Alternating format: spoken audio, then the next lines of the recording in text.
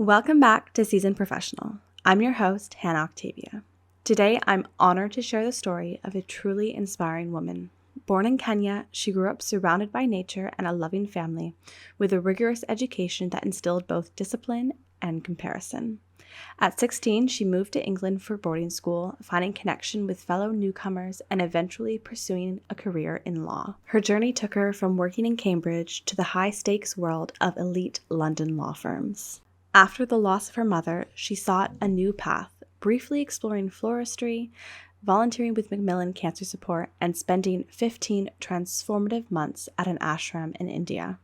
Her story beautifully illustrates the intertwining of career and life, reminding us to seek happiness in the present and embrace life's unpredictability. It was a pleasure speaking with her, and I know her story will bring light to your day. Please welcome my guest, Rakhi. Welcome to the podcast, Rakhi. I am so pleased to have you here today. Thank you so much, Hannah. Thanks for inviting me. Absolutely.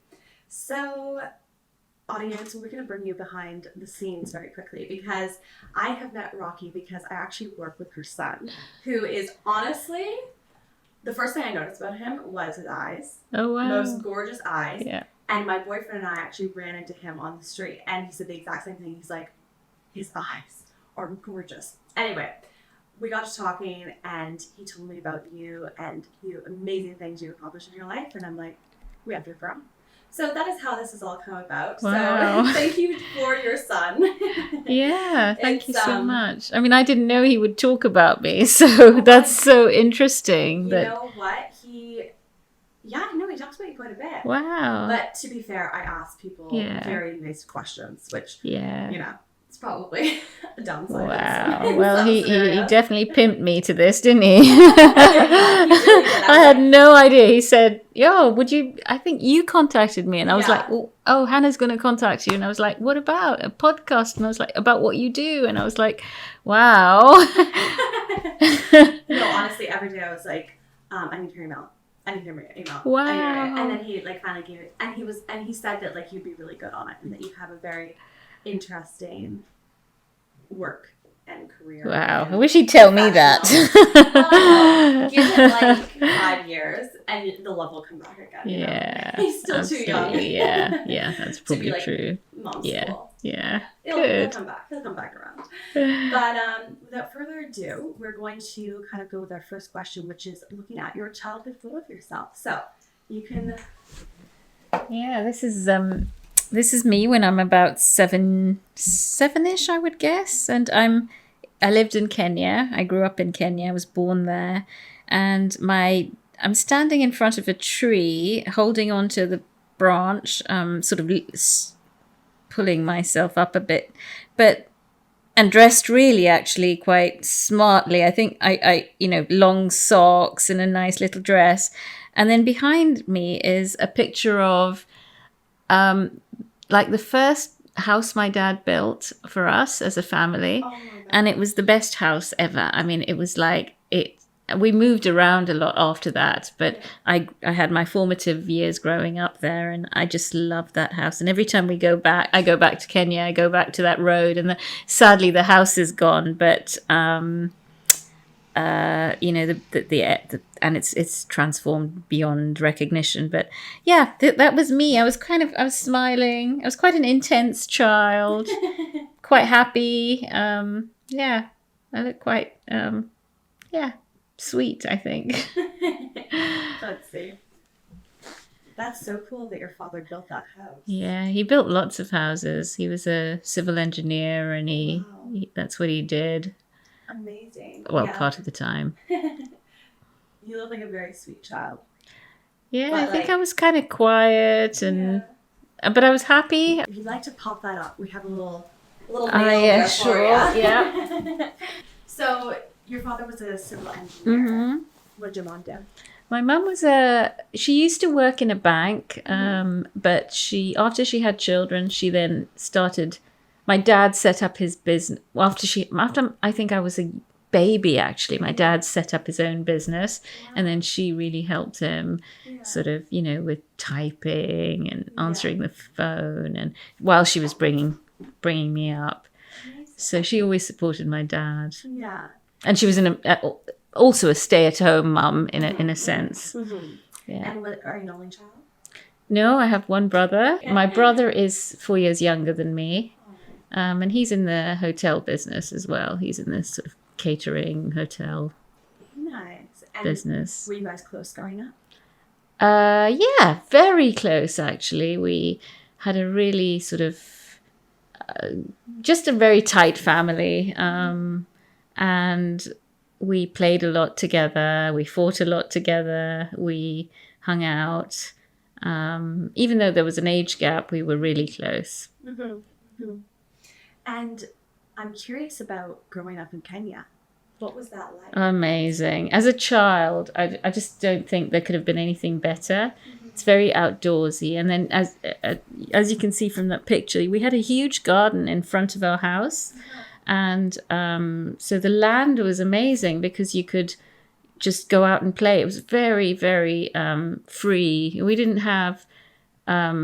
we could have had board games and stuff like that, but we didn't have so much of that. We had a lot of sort of after the house was built, maybe about 3 years later, my dad built a swimming pool, and so we were just always in and out of the water or playing with, making mud pies in the garden, and we had all sorts of kind of creatures in the, birds and lizards, and not that we kept them, they were just naturally there.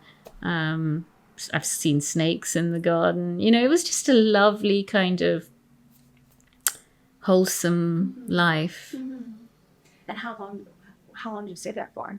Was that your whole childhood? That was a house we stayed in for maybe about, I don't know exactly, 10 years or so. And then my dad built another house that we moved to, which was really also very nice. And then I did my teens in that house. And then I left. I left Kenya and I went to England to school to do my A-levels.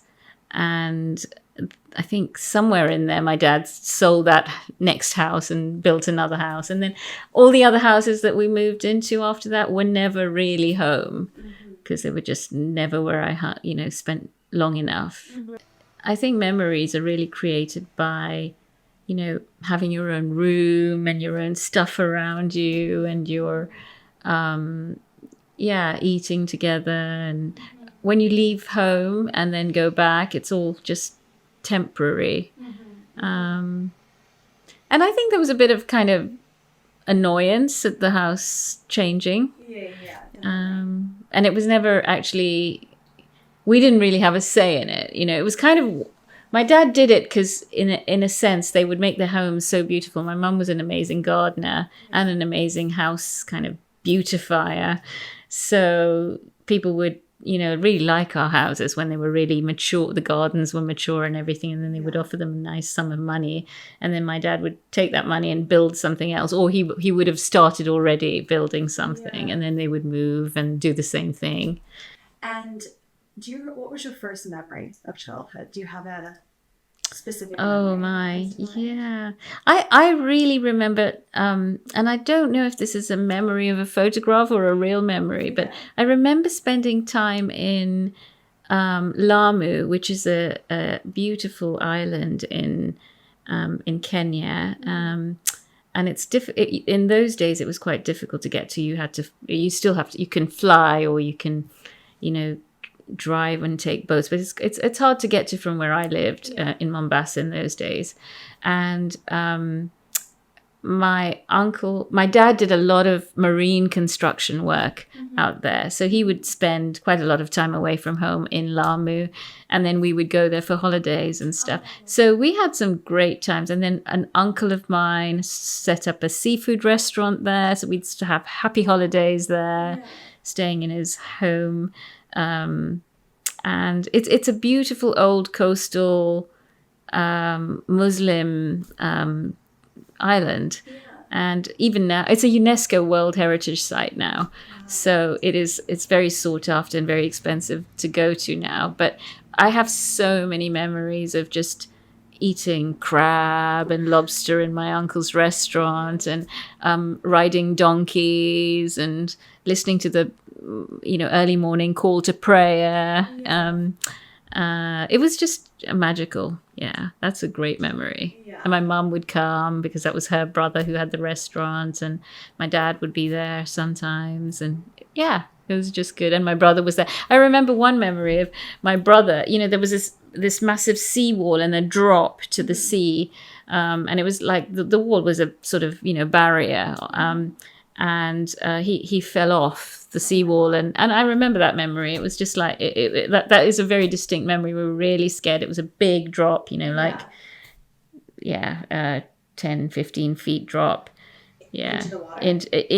Onto the hard ground, which was sandy, pebbly, shale kind of thing. Yeah. But he was fine. Oh my god. Yeah, he went blop down on his back. Yeah. And he was fine. Yeah. He was fine. There He must was have been tiny. someone watching him. I know. That sounds like a very idyllic memory. Like, Yeah. It's like you're describing like the idyllic summertime. Yeah, I can't even describe to you how magical it is. It was full of these Arab dhows, that were used for trading, and then of course for just getting around, transporting people around the island. There were no cars on the island. There still aren't any cars on the island. There's this one car actually. There's one car. Yeah, one car for I think it was called the DC District Commissioner. He had a car. That's hilarious. Yeah. Yeah. And it's still very well preserved, Lamu is. Yeah. When was the last time you were back there? I actually went a couple of years ago because I really wanted to go back, and my dad came, and the family, the boys came, and we had a great time. We stayed in a lovely hotel, and we visited all the kind of old places we loved. Mm-hmm. And then in the very end, we stayed with a friend who's actually creating an artist's retreat in Kenya, in Lamu. Yeah. And that was a really interesting time to stay. Yeah. Did you feel brought back to your childhood when you were there? To an extent, it's I looked for the old places that like my uncle's restaurant. Above the restaurant was an open kind of sleeping area, and a lot of the houses are open at the top level, so they've got roofs, but then they had open windows, and then you could either have kind of you drop down canvas or to close off the space. But so when I looked for that was interesting. It's turned into a donkey sanctuary. And there were other things the market square and the main streets, they were very, very, very familiar. Mm-hmm. It's all the same. That's really nice. That's interesting to see that, like, it's all preserved. Very well preserved. I mean, obviously things have got much more expensive, and there are very kind of smartish type establishments and restaurants and shops. But it's sweet, still sweet. And I'm curious to know what you were like in school.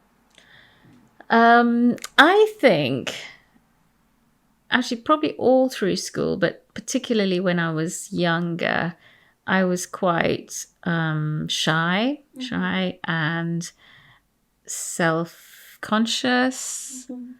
Mm-hmm.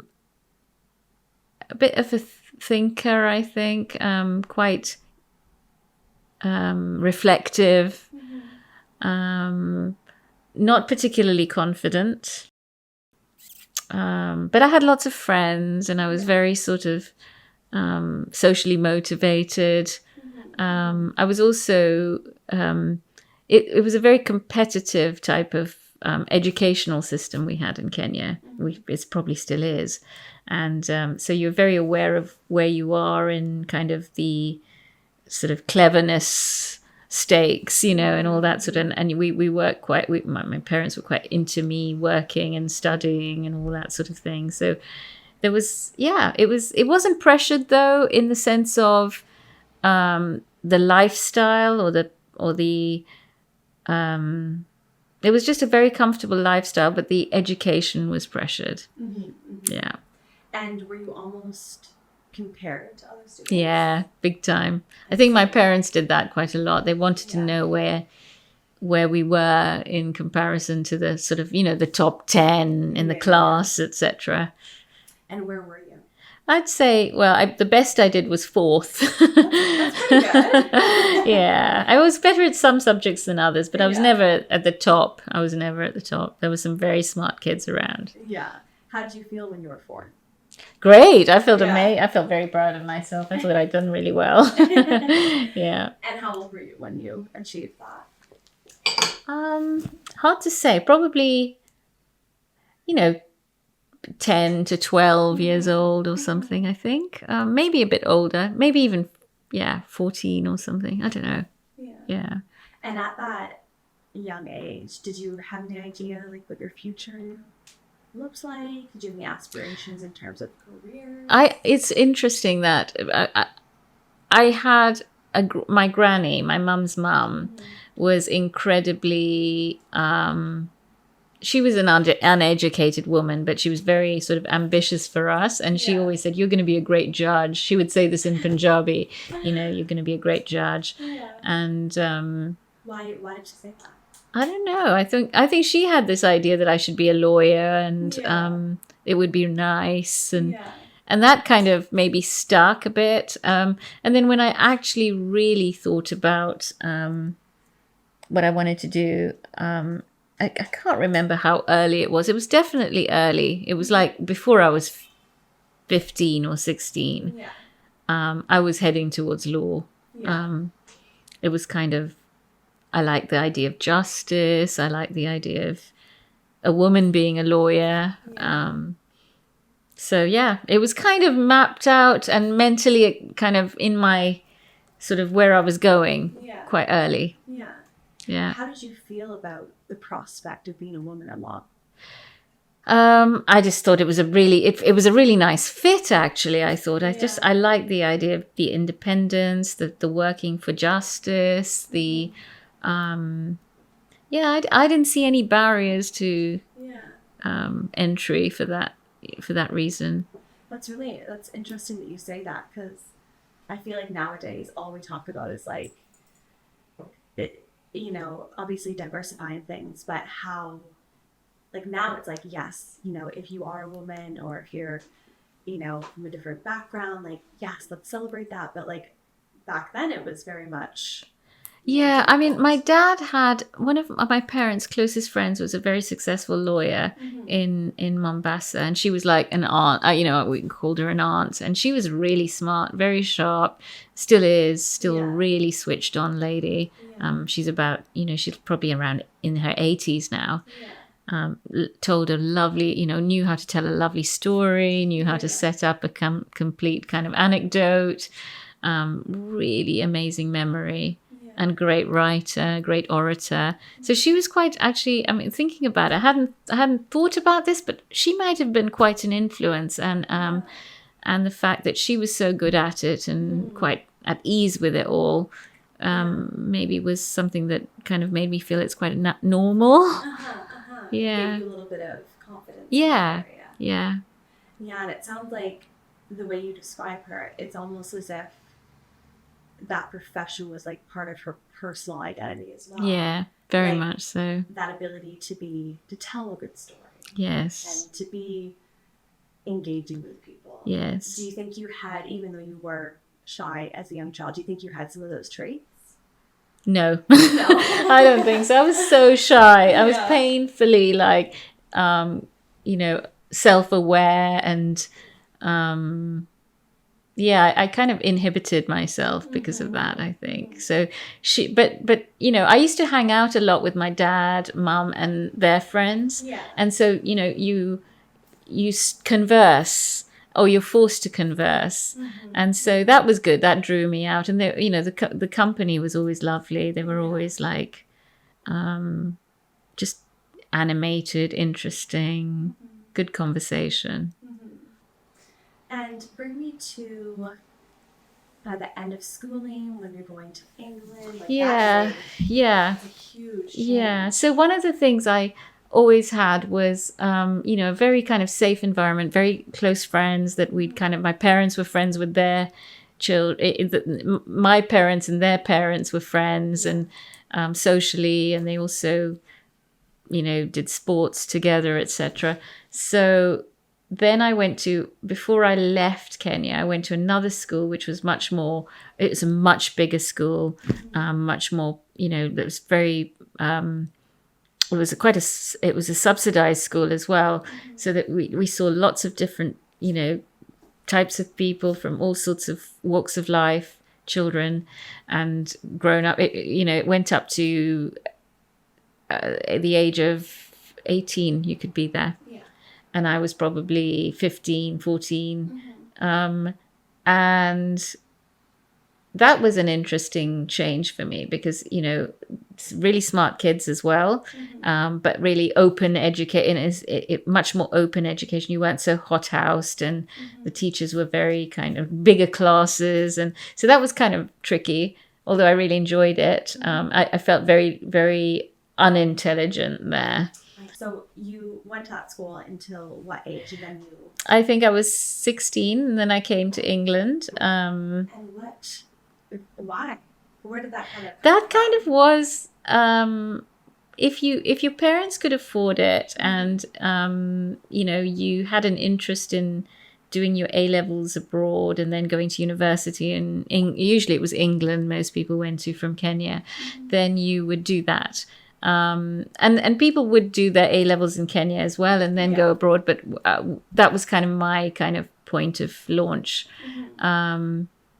So I went to my mum looked at some schools here, boarding schools, and then she found this really small girls' school in Eastbourne. Yeah, and then because my aunt and my granny, the original granny I talked about, she was living in Brighton at the time. Oh, no way. So my dad bought a flat in Hove. I went to school in Eastbourne. I boarded there. And that was, really small school, only girls. And I did my A-levels there, thinking I was heading for law. Yeah. And when you were at that school, was the rest of your family back in Kenya? Yeah, my brother was still there, although he followed 4 years later. He didn't go to England. He did. Sorry, he came to England to do his A-levels, and then he went into hotel management school.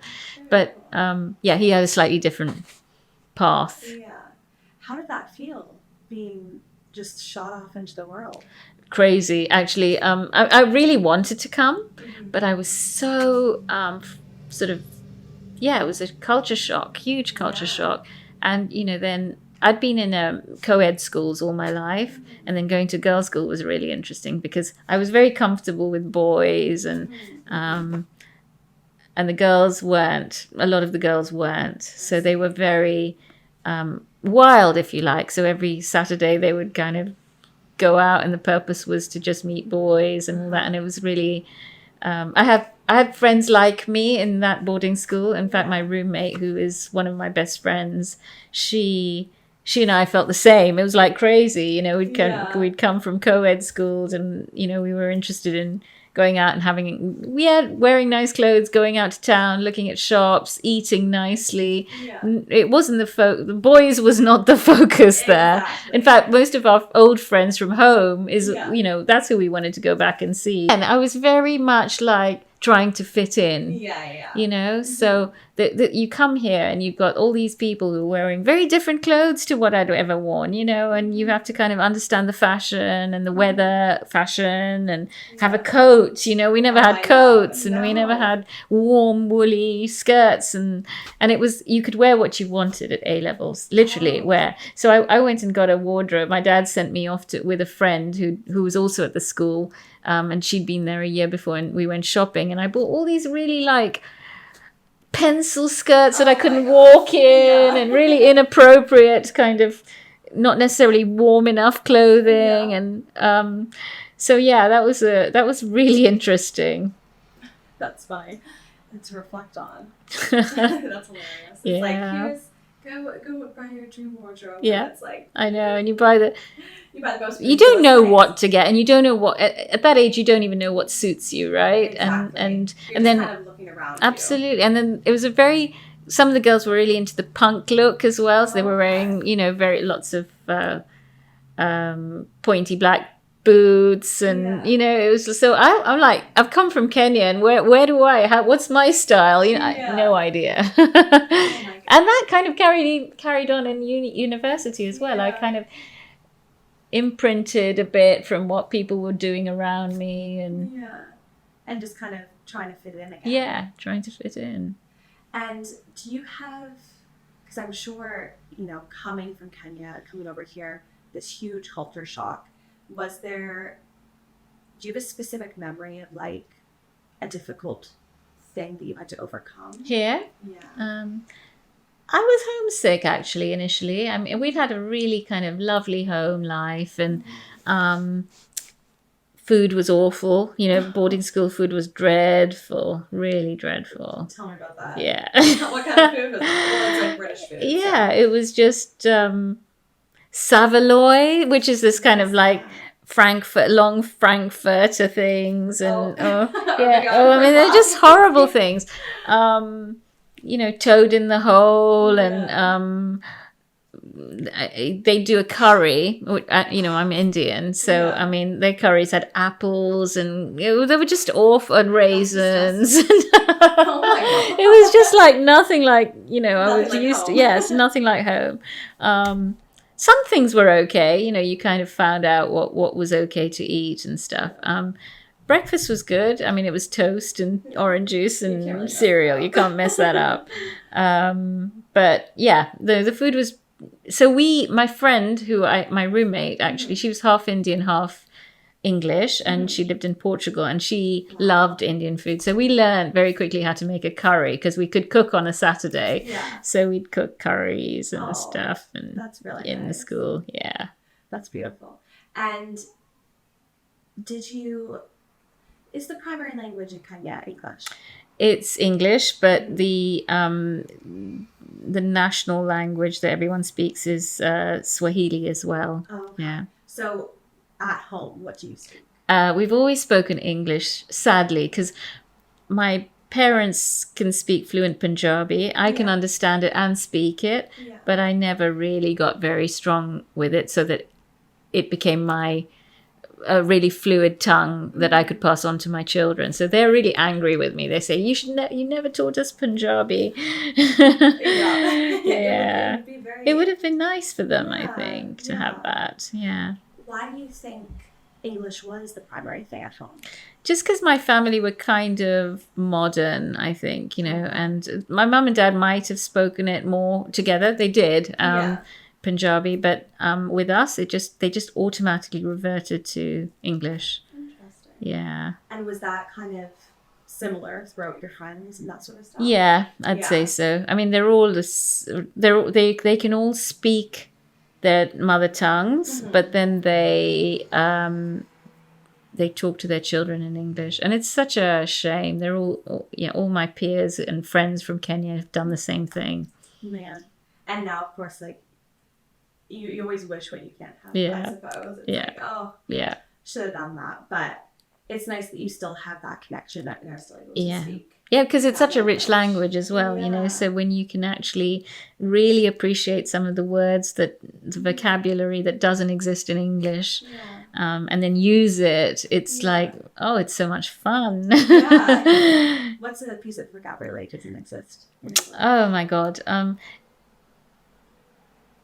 I don't know. It's like it may be a description of food. You could there might be a word that just doesn't an English word won't actually fit for that. It's just like tantalizing food or a description of someone's behavior. I mean, it's just there's no parallel. Yeah. I'm trying to think. I'm struggling now, but if it comes to me, there are so many words like that, or even abusive terms. They're funny. They're really funny because they're just so rude and so. But you use them in kind of common parlance, and So when you use it and it's like.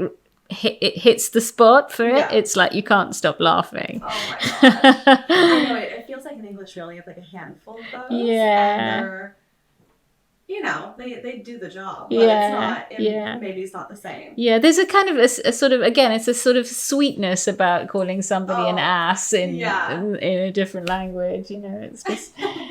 And then, of course, then you have your family words as well. You know, like my grandfather from my dad's side would have specific words, abusive words, you know, that were just dismissive. And that's fun as well. And would you call him that as a child? Well, he would call people, oh, he's such a, you know, it's kind of like a third-class, useless human being, but the words that they use to describe it are just really funny. And so, he would use them. Yeah. That's too funny. Yeah. And so bring me to, you know, we're finishing up our A-levels.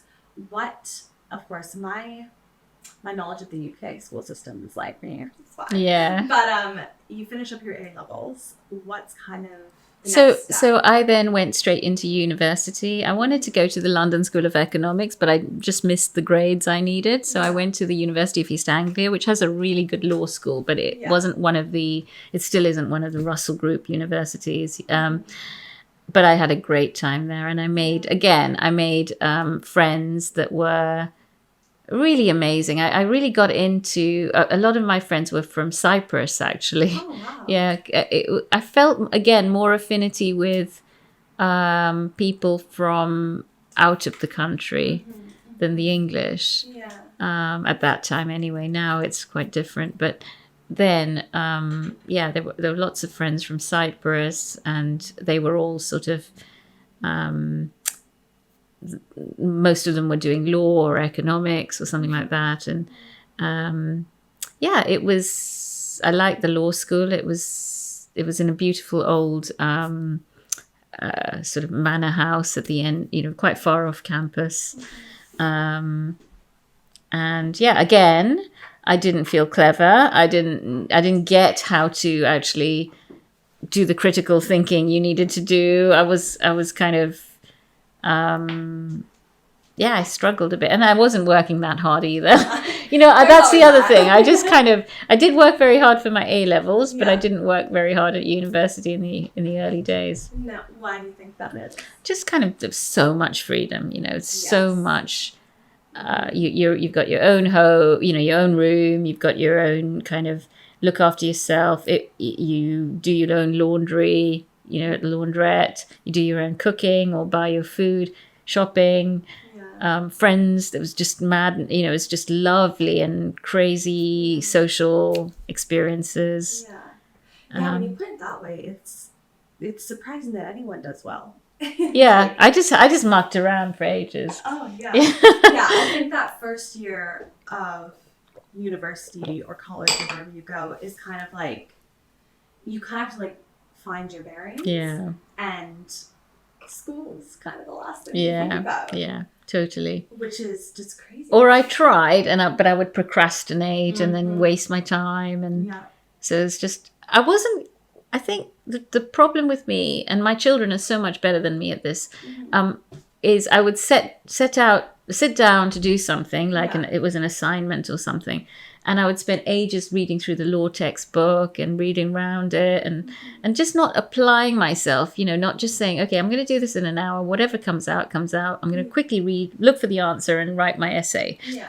I wouldn't go about it that way. So in the end, it was just kind of rushed at the end, but done sort of lots of wasteful work before reading around. Yeah. It was just that kind of, you know, get in there and do it. I didn't have that. Whereas I can see both my sons, when they want to do something, they're just like in and out. Whoa, got the answer. Answer, bish bosh. You know, for me, it was this idea of perfection. You know, and then it never was. Yeah, because it would hold me back. That's all it would do is hold me back. Yeah. It's almost like you lose steam. Yeah, totally. Perfect's the enemy of good, isn't it? Exactly. That's, you know.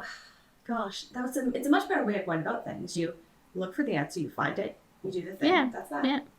Why don't we all do that? Yeah, I don't know. I wish I'd known then. Yeah, yeah. Well, you know, they say your kids teach you a lot. So perhaps that's one thing they've taught you. Exactly. And going through those like first few years of university, did you ever have any doubts of becoming a lawyer?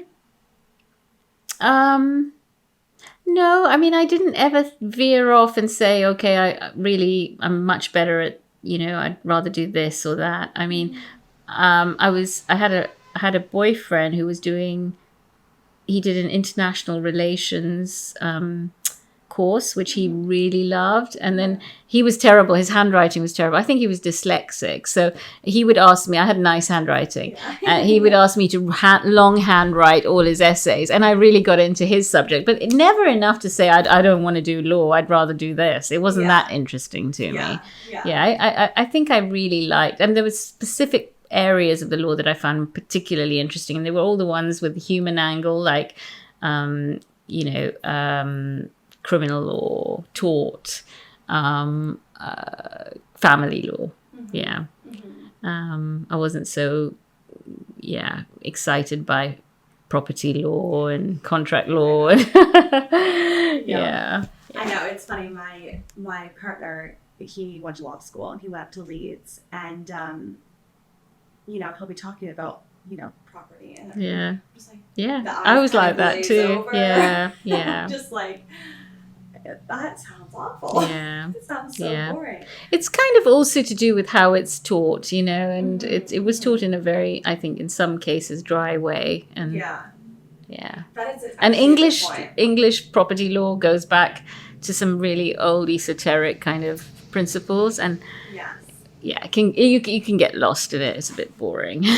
Whereas, it sounds like you want to be with that more human. Oh my God, yeah. It's always about people for me. Yeah. It's always about people. So how does it work here? Is it 3 years, the program? You do 3 years of law. Okay. And then you do a year of law school, which is the Law Society finals, if you want to be a solicitor. In fact, we have a dual track. You can be a barrister, which in the old days they were the only people who could go to courts and represent, they had rights of audience in court. Or you were a solicitor who basically does the preparation of cases, does contracts, does, all the non-contentious legal stuff, will writing, trusts. So I decided to be a solicitor. I didn't think I had the power to be a good, speaker in court or think on my feet. So I never even entertained that avenue.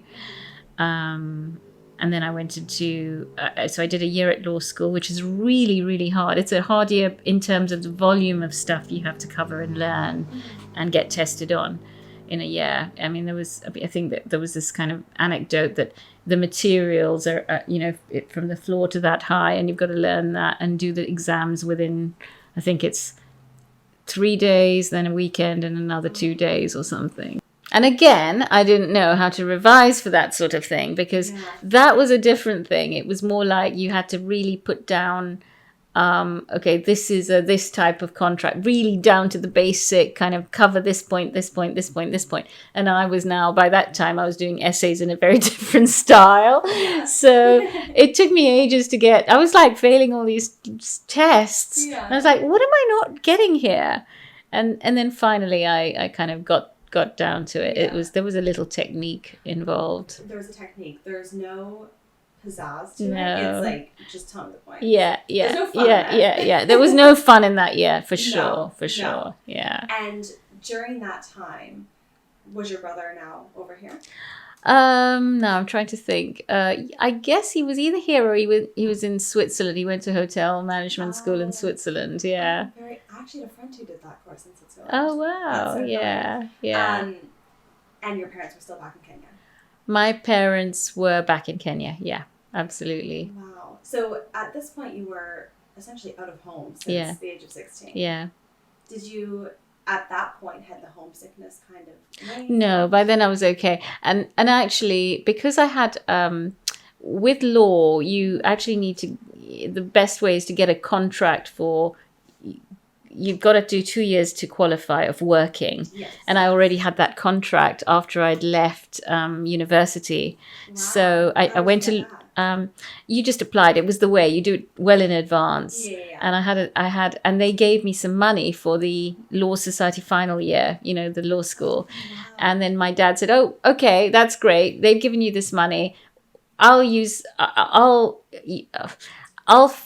what did he do? He bought me a car anyway. He bought me this really lovely little Renault 5 Campus red car, and I had that for law school. So I was able to drive to school and live out of town, which was really nice as well. So I lived in a country house, and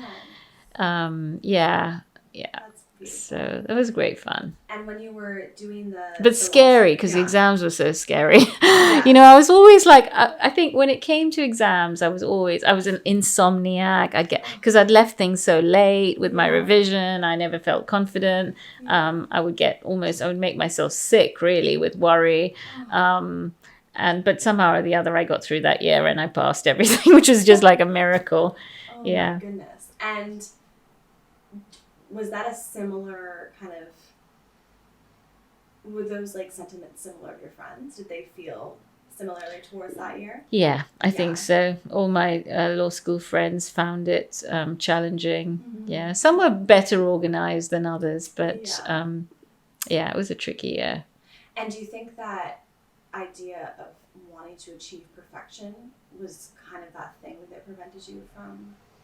Yeah, or just not figuring out that you don't need to spend 5 hours revising. You can spend 3 hours or 2 hours or even 1 hour, but focused. Yeah. I wasn't good at that, sort of honing in on that specific thing I really need to get out of that, extract out of that reading. Yeah. And then letting it just gel. Yeah. So then my technique was always write everything I know about anything.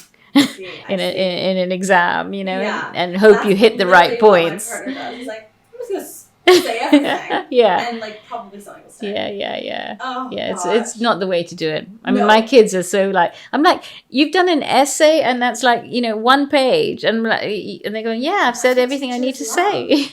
Like as a teacher myself, the more concise, the better. Yeah. And it's like, I struggle because whenever I write, it's like, la, la, la, la. Yeah. And I'm like, it doesn't sound good if I don't do this. But it's so hard. Like, people who figure it out early, it's like when you, and now when I think about it, I'm really impatient when people just beat around the bush and they don't get to the point when they're talking. And I'm like, long story short, please. I have no patience. I mean, I can imagine someone reading an essay I wrote in those days thinking, what the hell? Why is she saying all this thing? The question is this. What's the answer? It's like, why are you talking about this? Do you have any of those essays still?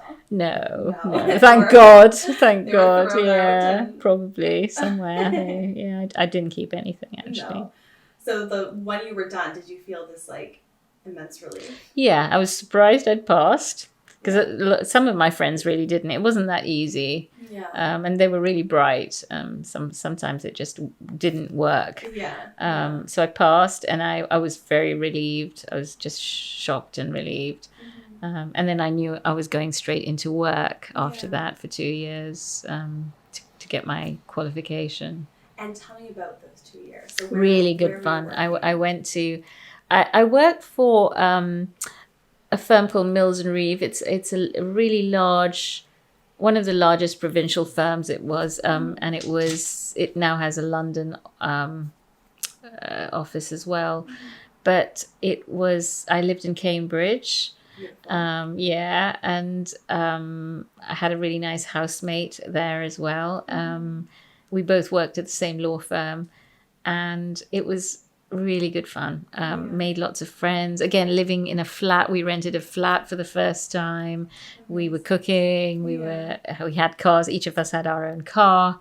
And we had a lot of independence, getting to know all the other trainees as well. They called us trainee solicitors. That was fun. Great social life. It was great. And it was really nice because we were earning. They used to pay us quite well. Oh, God, it was about £24,000 or £28,000. It was good. It was really good. Yeah. And what year was this? The early 90s? It was... It would have been early 2000s. Yeah. So that's pretty good. Yeah. Considering, I don't know if was it increased that much. Yeah, hang on. It was, I can't remember exactly. I'm terrible with my graduation and all those years. I think it was late 90s, I think. Late 90s, yeah. And what were your responsibilities like during those 2 years? So you did seats, they call them. So you did 4 seats, 6 months each in different departments. So I think I did litigation, which was really good fun, and I ended up being a litigator. I did private client, and commercial litigation, and I can't remember what the other one was. Yeah. And during those 2 I did family as well. I really enjoyed family. Yeah.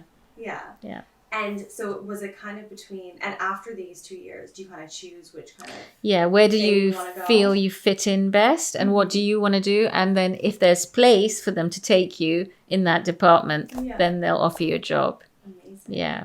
And what were the kind of the days like during that time? Like, was it in terms of hours?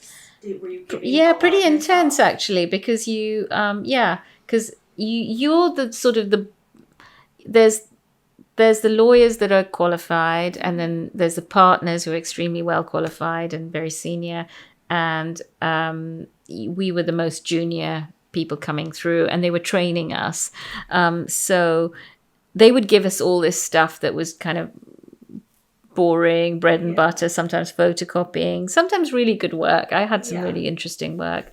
And drafting letters and stuff, that was really interesting. They really teach you how to be very precise in your language, be very careful, not just punctuation, but just say what you mean and express it in a really clear way.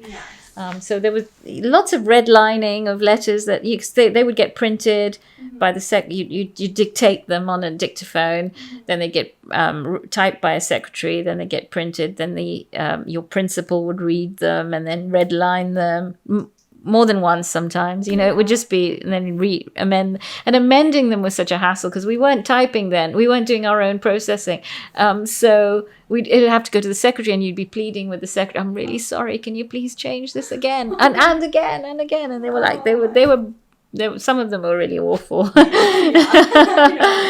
When people would come up to you and be like, this is too much, like you're just speaking over around the point, did you ever feel like personally attacked by that? Yeah, I think so. I mean, you just think, why are they changing that little word? Why is this? It's like it'll be like a very short letter with 3 things you want to say, and they just rearrange the paragraphs or and you're like, why? Yeah, but now I see why. I completely see why. There's a logic in what you say first, and then there's also it's very clever being a lawyer. Especially in litigation, which is what I eventually went into. You've got to be very, very clever with your words, and I don't know if it's about catching people out, but it's about I don't know. It's how do I describe it? It's just the precision is, so you don't give away points and concede things, and you very much have to say exactly what you mean, and nothing more, and also get them to say what you want them to say, or do what you want them to do. It's a bit of a dance. It's a dance, and it's also it's because you're protecting yourself or your client all the time. It is a dance. Yeah. And so you're finishing up these 2 years, and you decide to go into litigation. Is that correct? Correct, yeah. And were you taken on by this? Yeah, I did get taken on, thank God, and I think I did a couple of years of commercial litigation. What was happening then, though, was the housing market in the UK tanked, and I was doing a lot of advocacy. I was running their advocacy department at that by then, or I think I was getting into running it. I did a lot of advocacy at courts, and all those hearings were about repossessing homes from people. So we were acting for the lenders who were foreclosing on the mortgages. So I did that for a long time, and I remember being so sort of. Initially, it was like, great. Oh, I won that. It was easy to win anything like that because it was just straight, have they paid their mortgage? No. Can they pay their mortgage? No. Okay. You've got 6 months to leave. And then eventually, it didn't take long, but you start to think, oh God, this is just awful. It's just such a horrible thing to be doing. So, How did you deal with that?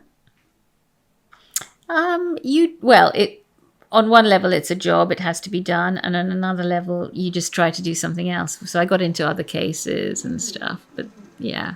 Did you, when you were doing those sort of cases, would you take it home with you a lot? No, actually, no. For some reason, I was able to.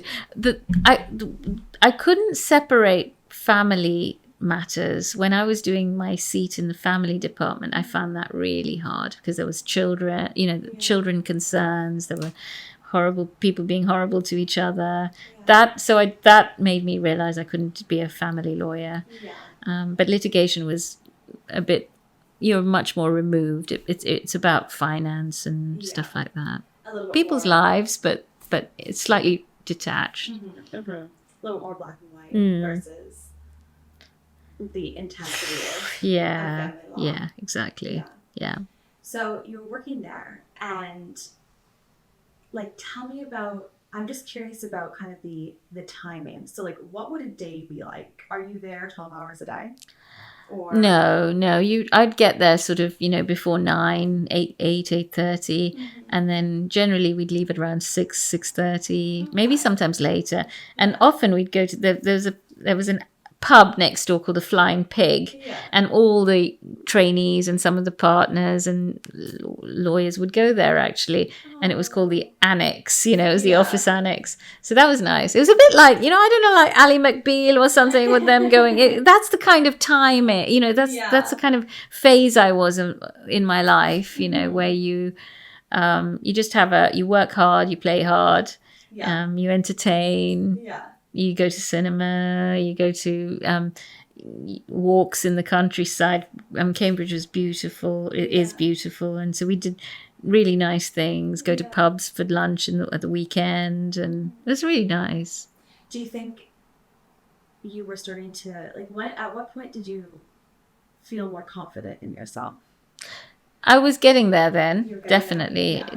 On a personal level, I was sort of getting much more comfortable in my skin. I was developing an identity that was much more close to who I was. I mean, we had to dress very smartly so I was getting a wardrobe, and then I was working out what was nice, what was not nice on me. It was.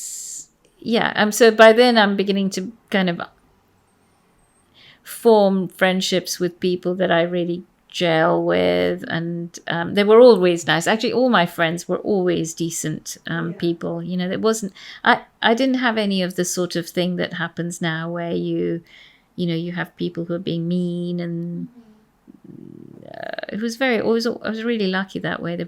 I never had any kind of difficult. People in my life,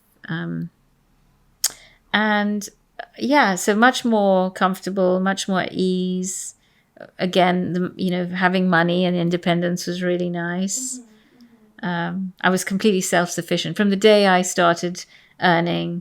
My dad literally went cold turkey, no assistance. And that was it was a shock, but it was a really good lesson. Did you know much about money before that? What did you do? I was careful. Actually, I was quite careful. For some reason, even at boarding school, I just felt very much in debt to my family for sending me to boarding school. I knew it was really expensive. Everything that my dad did, I knew he worked really hard to afford. And so I was very careful. Yeah. Did you ever tell him that? I think so. Maybe I should tell him again. I think I did really appreciate the fact that I came out of university without any debt. He took us right through, and then he just said, "No, that's it. You're done. Yep, I've done enough. Yep, stand on your own 2 feet." Yeah. Wow. Yeah, I kind of had a similar experience, and my parents visited this summer, and I felt very much like, no, I want to know between you. That's nice. That's nice when it comes from you. Yeah, it's really my nice. parents would be like, no, don't buy it. But I definitely can't afford to do much for them, but I do want to kind of show the appreciation. Yeah. Like, I don't need it anymore. Like, I don't need to be financially supported anymore. And like, thank you so much for doing it for so long. But you do get to a point where it's kind of like, no, I need to repay kind of the kindness. It's also difficult to. I mean, I'm not sure that I've completely taken away my expectations. It's a really difficult. It's nice to be independent. It's nice to be, but I always wonder whether I've really let go of this fact that this feeling that, oh, if I was really in trouble, I could rely on my dad. I mean, it'd be really nice to be free of that as well. Yeah. Oh no, I still have that. Yeah. It's hard to get that. Yeah, 100%. that thing. But it's also, I'm so thankful that I can still have that. And like, if I was really in trouble, I know he would help me. Yeah. And it's interesting that we both say our dads and our moms. Yeah. My mum died actually. After it was actually in my first year. So after when I was doing my 2 years of qualification, and then the 2 years after that, when I was in Cambridge, during that time, my mum got sick with cancer. And and then she passed away when at one point, after 2 years of work. So I worked in Cambridge for 5 years, including my qualification years. And then I moved to London to work in a law firm, a really large city law firm in London. And in that time, my mum had been sick when she passed away. So I think I probably worked there for a year, and then she died somewhere in there. And I at some point, I decided I was very depressed by her death and not really firing on all cylinders, but, just feeling really awful. So I quit and I went in London. So I just moved to London and it was a great life, great career, great job.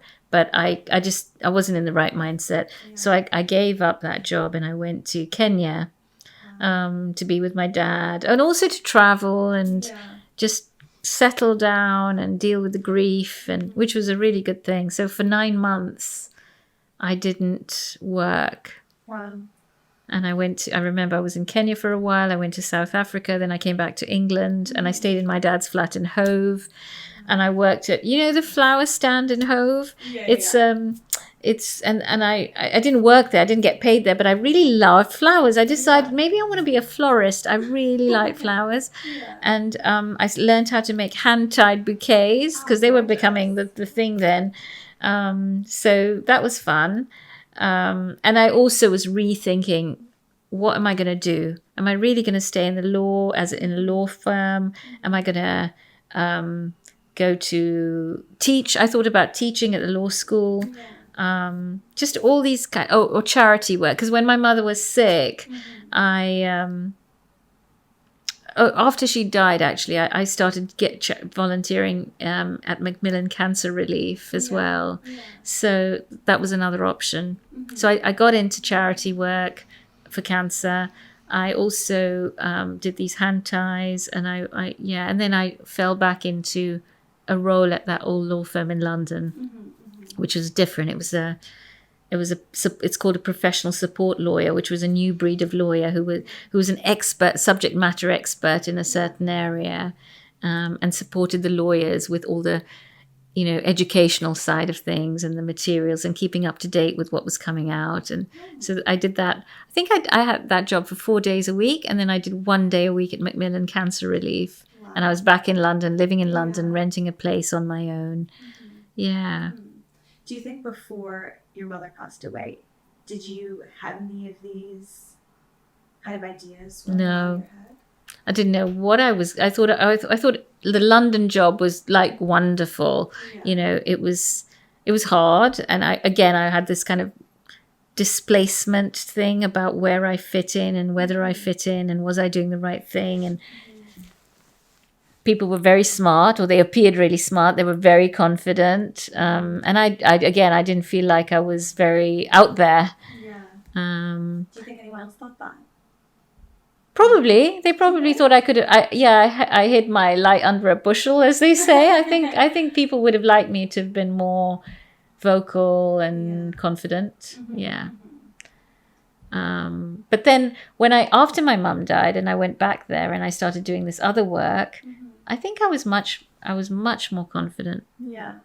By then also something had happened in my life. Now I think about it, I'd got into yoga, meditation in a big way because my mother had also got into it and it had helped her a lot through her sickness.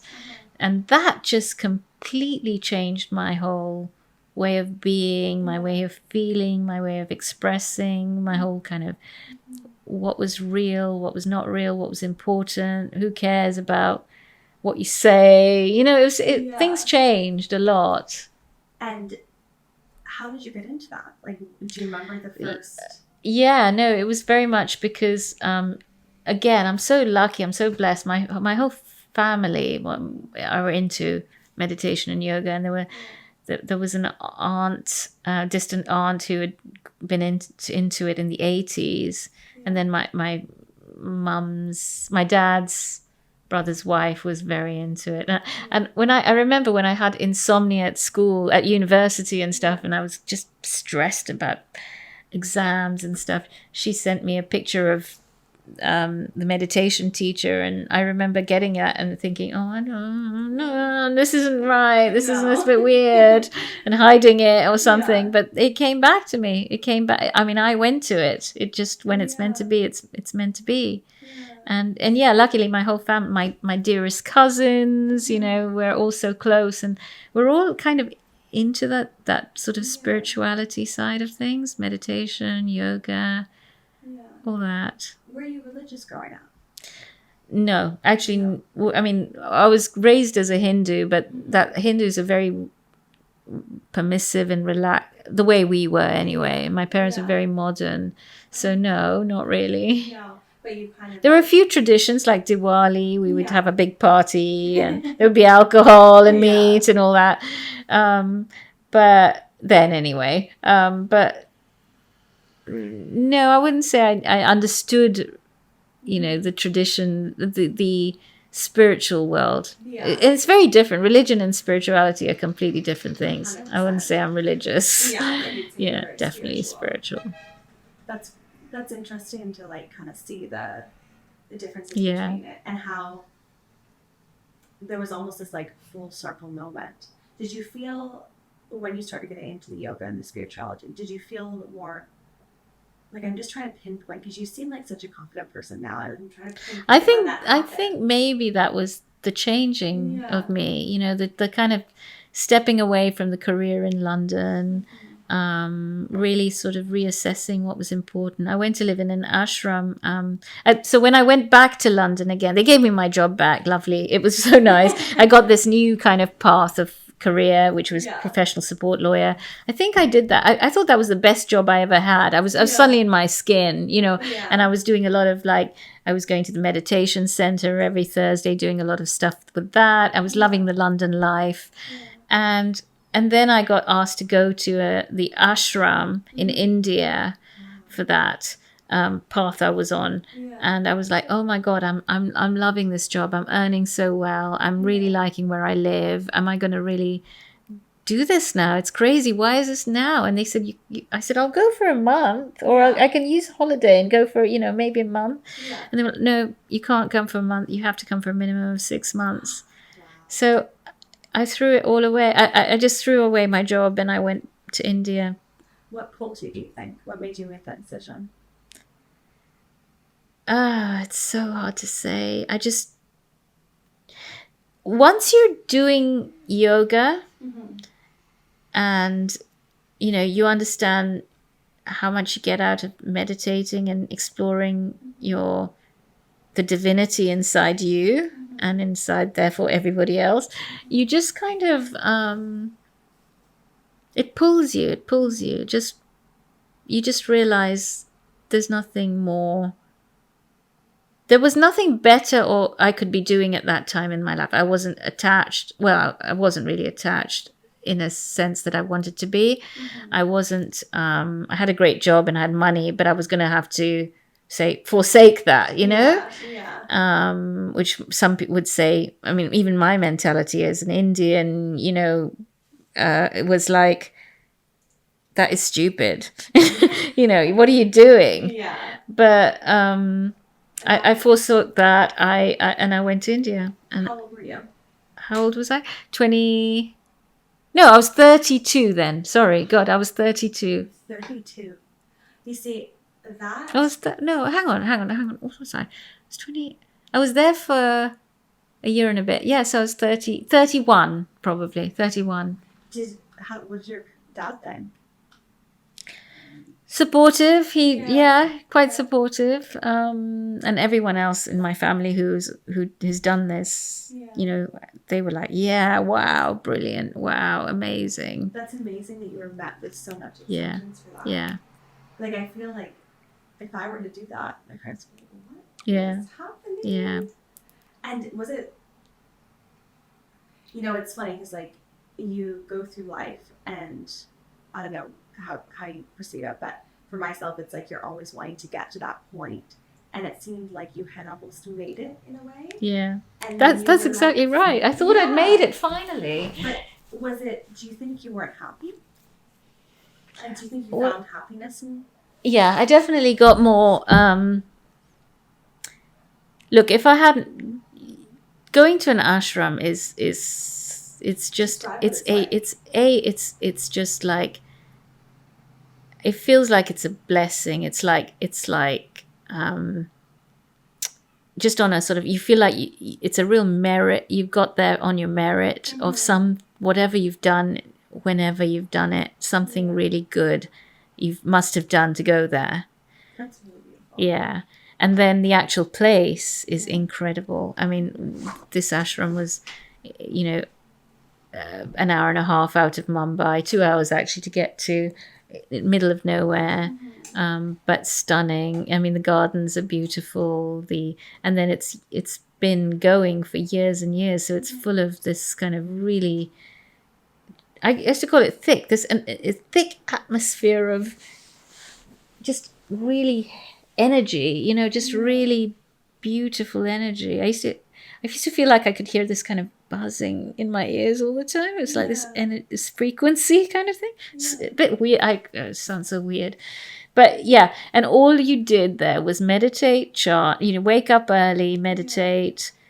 There was a lovely temple shrine place, and then you chanted an early morning chant, then you went to breakfast, or you did a yoga class, and then you had breakfast, and then you did your sort of seva, which is the service you offer when you're there, because it runs on people's service. So I was in the legal team, which was really nice, and I had a great boss who was an American guy. He was just and again, he'd been there for years, 20 years or something. I think he stayed there in the end. So we really hit it off. So I stayed there for a year and 3 months. Wow. And I probably wouldn't have come back unless I met my husband there. Yeah. And he was American, and he was on his way out when we met. And he then decided to look for jobs in England, because there's no way I was going to go to America anyway. And there was no way, we didn't even know if we would ever end up together. It was just one of those kind of, we thought it was really a possible thing, but he got a job, and then I felt after about being there for a year while he wasn't there, it was just only fair I came back. So I came back. And was he also at the ashram? He was at the ashram in the beginning, yeah. And what was he doing? He was doing, he was working they were building a hospital, an eye hospital, because there are a lot of people in that region who have cataracts, old people, farmers, workers, and the light is so intense, they get cataracts very early. And so they were building a hospital to deal with people like that, and just, charity. Yeah. And when you were working on this legal team, were you getting an income? Yeah, they give you a stipend, which kind of supports you. It's pretty. Yeah. It was comfortable enough because you get food, accommodation, all that is just covered, and then you have a bit of extra money which you can use to spend when you go shopping in Mumbai or whatever it was. A little allowance. Yeah, exactly. It was definitely enough. And what's something like specific that you learned there? Did it change the way you practiced as a lawyer? Did it like change your outlook? Obviously, it changed your outlook in life, but like, how did it impact you? It's so hard to say because it's it's so much deeper than your career. You know, it's so much deeper than how you then come out into the world and just decide I'm going to do this. It's almost like it rewires your priorities. It rewires your your sense of self-worth. That's what came out, a sense of self-worth. Because it wasn't easy then coming back. I'll give you an example. I came back to that job, which they took me back again. I mean, I couldn't believe it. Wow.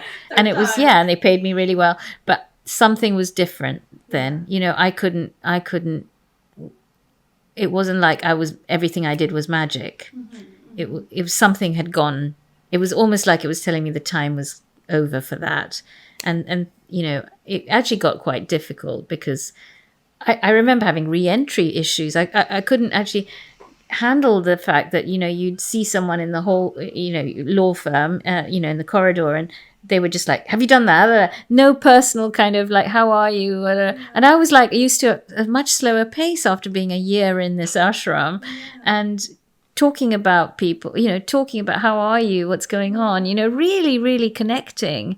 And you come to this world of where it's just, you know, power suits talking about their achievements and how they're going to kill the other side or how much they build, and it was really difficult. So after about, I don't know how long, maybe a year or so, by maybe 2 years I did it commuting, but because I'd bought a place in Brighton by then. It was 2003, and I bought my first. I was so tired of living out of a suitcase, you know, in India. I wanted to buy somewhere, so I bought my flat in Brighton. And I quit then. I think I had a son. I had Amma by then. And then I quit when Amma was 9 months just to have some time out. And it wasn't fitting for me, that whole thing. So it sounds like your priorities, obviously, prior to going to the ashram, was your priority more about making it as a lawyer? And was it less about, like, I'm wondering where the priority was before? Yeah, it was all those things, you know, become a successful lawyer, work your way up the ladder to partnership, all those really lofty ideals, you know, be quite ambitious, be quite competitive. It was all very, and now I think it's quite superficial actually, but it was just on that trajectory, trying to get myself up. And do you think that was something that you actually wanted, or was it something that people? I think I thought I wanted it. I think it was just the way it was. So you just thought, okay, and maybe one day I'll go and work in-house. But, you know, right now I've got to go up this, and you see what everyone else is doing, who are the rising stars, and you're trying to place yourself. You're always placing yourself in this kind of, where am I in this zoo? And it feels like you have to. Yeah, I think there's a pressure to sort of succeed in that way. Especially when, like, as you said, the questions when you're walking down the hall, it's not how are you, it's how much did you build? How much did you do this? It's like a constant comparison. And I think there's been so many times in my life when, you know, you think you want something, you get it, and it's like, maybe I actually didn't want that. No. Maybe that wasn't actually for me. Yeah. And it sounds like the priority is like, thank God you went to that place. Yeah. And it trained me. You know, everything is a good training ground for life. Yeah. And it whether it trains you to be, you know, this is what I want, or that this isn't what I want. So you had your son. Halama, yeah. And are you now like a stay-at-home mom for a little bit? Like, what was that kind of...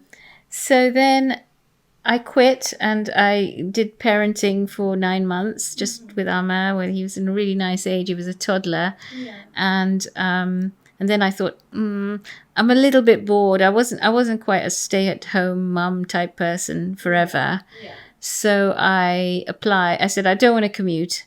And I applied for a job in the only place that employs people that's big enough to pay quite well is Amex. Okay. So I found a really interesting role at Amex, working for a particular really high-end card product, the Centurion card, and it was in compliance, which is kind of connected to legal. It's making, the business comply with regulations and advising the business.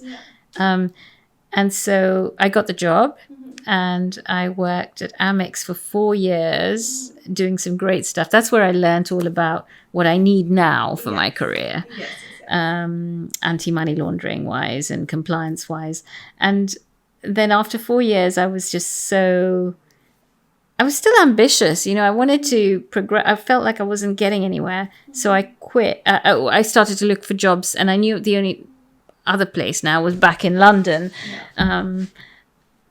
And I think I'd had Cuffy, my second son, by then. And I went back to work in, so I applied for a job in London, and I went to work in London for Christie's, the auction house, which is my entrance into the art world. So tell me, how did that come about when you first got that position? I literally was getting fed up of working at Amex, and I contacted a recruiter, and I said, and I didn't have to say anything. I just said, he said, "Are you calling about the Christie's job?" And I said, "No, but tell me about it." It was just so weird. And I got shortlisted, and I went for an interview, and that went really well. And then the whole job thing went on hold because they lost their general counsel, and so 7 months I was just carrying on with my job at Amex, looking for other jobs, and then the recruiter called me again and said, "Oh, the job's back on, they want to see you again." And so then after that was really quick, and I got doubled my salary going back to work in London. And again, it felt like very blessed. It felt like it was just really the right time, very kind of much in the flow. The yoga flow. Exactly. And how much were you getting paid at that? I think when I went to Christie's, I was on 95, but then I'd negotiated that after my probation it would go up, and then it just kept going up. Every year I was there. How did you negotiate that? I just said to my boss, it was actually when she made the offer, the first offer, I said, "Okay, as long as that's in line with what everyone has got, that's fine." And she said, "Well, okay, we'll raise you after your probation. I'll get you that." So she was just doing the right thing. Just having that open line. Yeah. And what were your kind of responsibilities during that time? I was the only person in charge of compliance, actually. So, and the biggest responsibility was making sure that, people weren't laundering their money by buying art at Christie's or selling art at Christie's. So understanding who the client was, getting the business to understand the importance of knowing who your client was and where the money was coming from. So a lot of responsibility in that role. Yeah, I think so, because you had to face off to quite a lot of grumpy art specialists, who all they cared about was getting the deal done and white glove handling their clients, and no one should mess with their client relationships. And of course, what I was doing was completely like, find out this, find out that, get them to send this and that. It was kind of like a killjoy. Because art is all about passion, isn't it? It's all about looking at the art and loving it, and then it's an impulse thing, isn't it? And then you start with the bureaucracy. It kind of kills the joy. It kills the joy a little bit, and you're like, oh. Then it did then. I mean, now it's become standard. Everybody does it, and everybody knows what's needed. Yeah, exactly. And do you think being a woman in that environment, did you ever deal with, I don't know, I just feel like the art world can be very male? Uptight. Okay. Male. No, you know what? The weirdest thing was Christie's had an all-female... Oh, sorry, I shouldn't say all-female. There's one male. Wow. But it was pretty much all female, except for the male art lawyer, who's also a really good friend of mine. And he was the head of art law. And then there was the head of the general counsel was a male, but all the others, we were all women. There were a lot of us, 20 people in the end, women. Wow. That's like It's so weird. unheard of. It's so unheard of. Yeah. I wonder if that was like a purposeful thing that they. No, because they couldn't find good enough men for the fair roles enough. that came up. I think that was just so. They just found these amazing women. Yeah, who they was were able all to- amazing women. Oh my god! Yeah. How long were you there for? 7 years. 7 years. Yeah, Wow. 7 years of commuting. Oh, Jesus. Yeah, So is that? but it was kind of- worth it. It's such a, and it was a lovely. I mean, the train bit of the commute was horrible, but the other bit, as soon as I got off the train in London, it was Victoria. I would walk past Buckingham Palace through Green Park to St James's, where the office was, and that was really nice. It was a 20-minute fast walk, and it was fun. Yeah. Kind of time I remember when I decided to leave Christie's, and the trees had become my friends, the trees in Green Park, and I was like walking around the trees, literally hugging them, saying goodbye. I just loved it so much. So you left Christie's. Where did you kind of go after that? I set up my own business, and this is what I'm doing now. That's what you're doing now. Yeah. Yes. So tell me a little bit about that. Like, where did the spark for that idea come from? So I didn't know what I was going to do when I left Christie's. I didn't really think I wanted to leave Christie's, frankly. It just happened. Life just sort of, circumstances just come up, and you realize you're not getting on. It's not such a good fit in the role, and so I left. I was burned out. I was hugely burned out. I really didn't think I had anything left in me to work for a while. And I was also kind of, a bit sort of deflated. I'd really put so much into it. And so in the end, I left. I didn't know what I wanted to do. I thought people kept saying, you should set up your own business. These anti-money laundering regulations are coming in, and the UK is going to need, people out there are going to need your help, because what you've done for Christie's is just like, you set it all up, how it works. And I didn't know, I wasn't sure, I just didn't. And I went on holiday to Thailand, literally the day after, or 2 days after I'd left, and I went to Thailand, and then I got an email from an old colleague who said, I've heard you've left Christie's and you didn't tell me. Can you come and help me do this? And then I got invited to advise the British Art Market Federation on the guidance for how they were going to implement these regulations for the art world. And I got to meet really important people who looked after, the market players. And they just got me into talking to their members, all these art galleries, about the regulations that were coming in, training them, educating them. And then, it suddenly, before I knew it, I had set up a business. People were asking me to help them set up their compliance programs. And it was, again, one of those magical ways you fall into things. Yeah, definitely. Would you have ever imagined leaving Christie's with this as what would have happened? No, never, ever, ever. Yeah. It just it flowed. Yeah, It just flowed. it did. Your line of It work. did. It did. And it's interesting because, like, your childhood, it's like with your uncle and with your dad, like, it sounded like there was a lot of entrepreneurial kind of mindset. Yeah. And it's like, after all your experiences, this kind of entrepreneurial thing found you.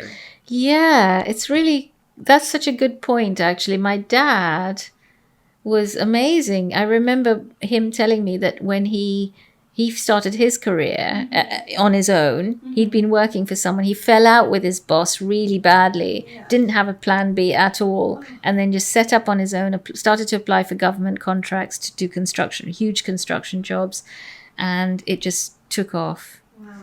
And so for me, it hasn't taken off in that way, he just really did amazingly. He was very bold. I keep my thing quite small, quite tight, quite personal, and just because I really like dealing with my clients personally. And I really like getting to know them. There's a lot of extra sort of time I spend on nurturing the relationship that isn't billable. It's just about, and I like what they sell. I like to get into understanding who their artists are. It's like the whole thing I love. Yeah, it's like it's coming back to that idea that, you know, you want to create that relationship with people. Yeah. Rather than just see them as like a number. Yeah, exactly. So the work I do for them is always very, it's never boilerplate, like this is what the policy will say. It's always got really directly relevant application to their business. Yeah, that's beautiful. Yeah. How long has this been established for? I think 2019 was when I really kind of launched it. So what is it? Okay, Yeah. So you're 5 years now. Yeah, 5 years. Congratulations. Thank you. Where do you see the future? You know, it's so interesting because I was thinking about that. I don't know. I don't even know if I'll carry on the business. I'd like to. You know, one day maybe if it is carrying on, you know, Alma might like to join me. You know, I just don't know. Yeah. Or maybe I'll do something completely different. I have no idea. Yeah. My last question before we wrap up is how, like, what does your daily life look like? Like, in terms of, because you just seem so serene. Do I? Yeah. Oh, God, really? And just... This last year has been, I've really looked after myself this last year. You know, if I want to go to the club and just swim or go to the gym, I'll do that. I'll build it into my day really nicely. And I love gardening. So I'll try and bring that in as well into my day. And then work is really nice. It's a really nice point where I can kind of manage the flow really well, and things just keep ticking over. I have an assistant who's a really good help for me. What I haven't done a lot of is marketing and promotion. So maybe I should be doing that a bit more. But it's funny because I used to really have this kind of hustly side to me when I first started my business, you know, real kind of scrappy, hustly, trying to be noticed and and answer everybody's questions, and I've relaxed a lot more this year.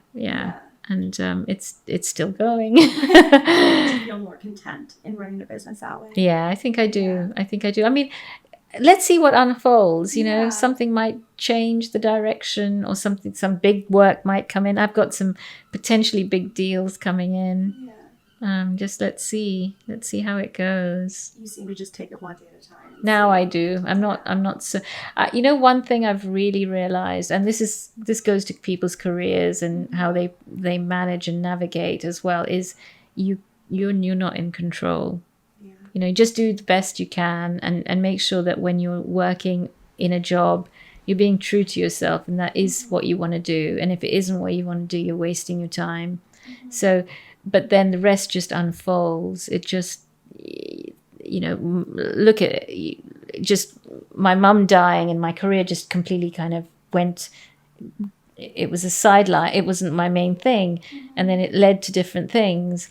I couldn't control any of that. You know, it's just circumstance, decisions when you leave a job, or when you're asked to leave a job, or when things don't fit or feel right. They're all good things. You know, they're all really, really good things because they lead to what's going to come. That is beautiful. That's beautiful.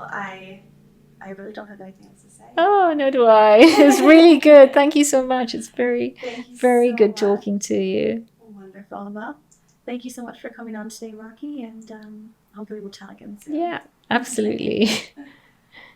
Oh, that was such a good way to end. I was going to ask you, like, what's your advice? But you already said it. That's your advice. Good. That's so, it really flowed, actually. It was easy. That was beautiful. It was very easy. Thank you. You're great. I tried. Yeah. Thank you so much for being here. If you enjoyed today's episode, don't forget to like, subscribe, follow, and leave a comment or rating, as it really helps us grow. You'll find any relevant resources in the description below, including details about our guest, links to anything we mention, and our application if you'd like to be a guest on Seasoned Professional.